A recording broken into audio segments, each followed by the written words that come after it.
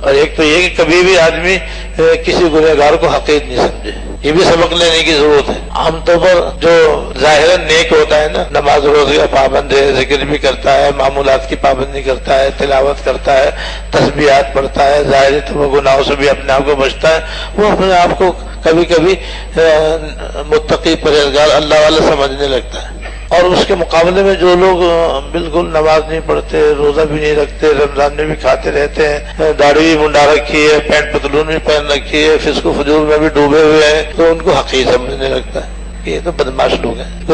انہوں نے کبھی مسجد کا دروازہ ہی نہیں دیکھا، یہ تو ایسے اور ویسے ہیں، نالائق اور گدھے ہیں، ان کو حقیر سمجھتا ہے اور اپنے آپ کو نیک سمجھتا ہے، یہ مارا جاتا ہے کیونکہ یہ تکبر میں مبتلا ہو گیا۔ اور ایسے لوگوں سے ملو تو گئے ہم تو خطا کار آدمی، ہم تو سیاہ کار آدمی، ہم کس قابل، بھائی آپ تو بڑے اللہ والا آدمی، اللہ والے آدمی، ان میں عاجزی پائی جاتی ہے، اور اللہ تعالیٰ کو تو عاجزی پسند ہے، تکبر اللہ تعالیٰ کو سخت ناپسند ہے۔ اس لیے کوئی گنہگاروں کو دیکھ کر کے ان کو حقیر نہیں سمجھے، گناہوں کو تو برا سمجھے، گناہوں کو تو گناہ سمجھے، اور گناہوں کو برا بھی سمجھے، اور گناہوں سے اپنے آپ کو بچائے بھی، لیکن گنہگار کو برا نہیں سمجھے، اس کی ذات کو اپنے سے افضل سمجھے، اور خود کتنا ہی عابد زاہد ہو، کتنا ہی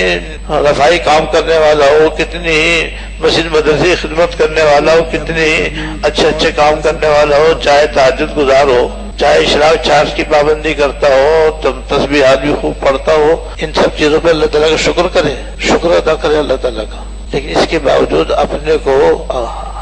سب سے کم سمجھے، اپنے آپ کو سب سے کم سمجھے، اس کو کہتے ہیں تواضع۔ یہ تواضع فرض ہے، تکبر حرام ہے۔ تکبر کہتے ہیں اپنے آپ کو دوسروں سے اچھا سمجھنا اور دوسرے کو اپنے سے کمتر سمجھنا اور حقیر سمجھنا، یہ تکبر ہے، یہ حرام ہے۔ اور دوسروں کو اپنے سے افضل سمجھنا، چاہے ظاہراً کیسے ہی وہ